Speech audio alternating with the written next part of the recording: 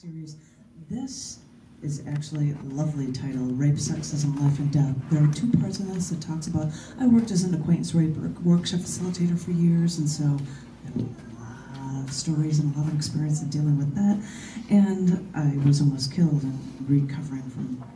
So I've got lots of, but I'm not going to do the death stuff. I'm going to do the women's issues stuff for you. And a couple of these poems also have translations into Slovak. I can't read that, so you're going to get the English part only.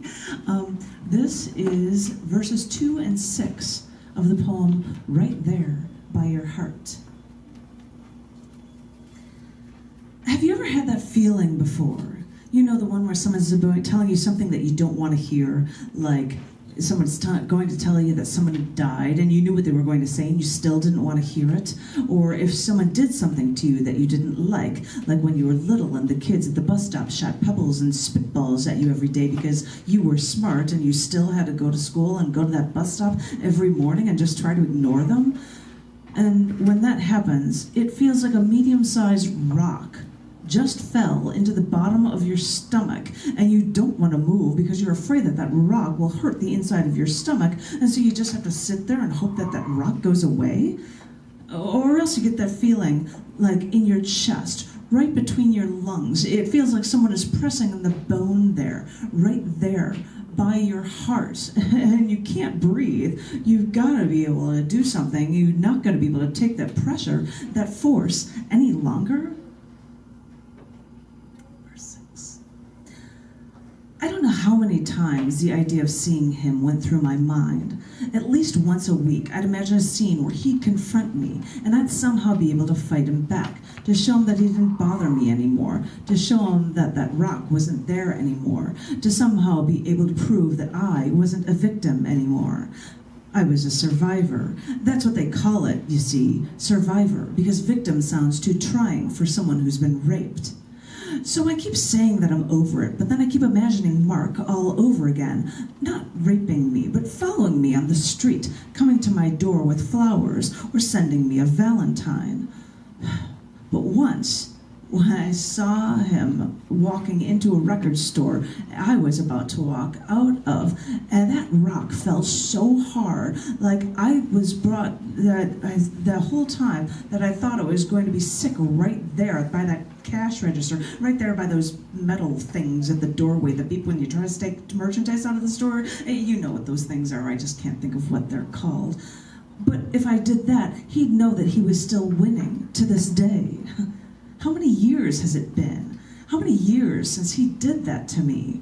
How many years since I've been wanting to fight him, since I've been feeling that rock in my stomach? I managed to hide my face from him in the store so he didn't see me as he walked out. When I saw that he was gone, I wondered why I still felt that pressure in my chest. I thought that pressure was going to turn my body inside out.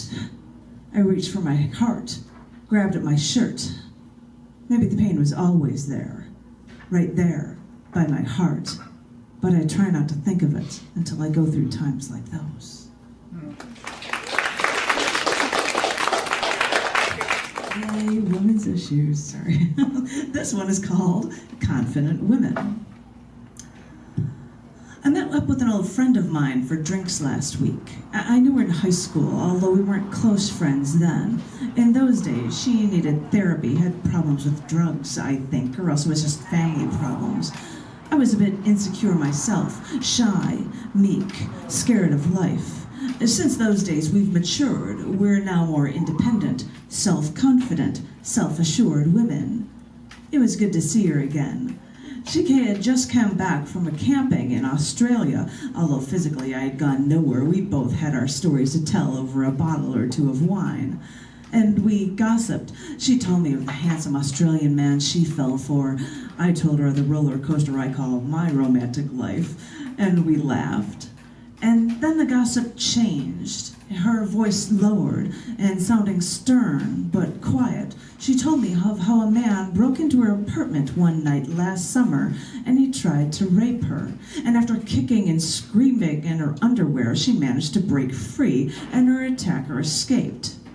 She told me that they found the man, and the trial is scheduled for later in the month. She sat there with her wine glass in her hand, looking so confident, as if she knew she had won this battle. Trying to not sound corny, I told her I could give her a hug, and she leaned on my shoulder, and she cried, hiccuping as she tried to catch her breath. They would make her recount everything on the stand, she said, and the defense lawyers would make her sound promiscuous because she slept alone in her underwear. I told her I would go with her to the trial. I told her she's winning by speaking out. Self-assured women, confident women. How confident are we supposed to be?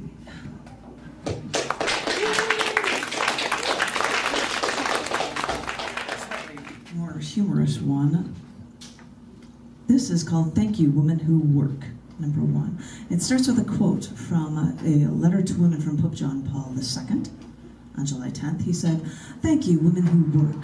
In this way, you make an indispensable contribution to the growth of a culture which unites reason and feeling to a model of life ever open to the sense of mystery.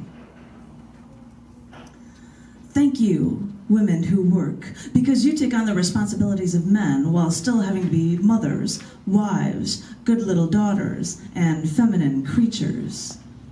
Thank you, women who work, because you are the ones that we can blame when the family falls apart.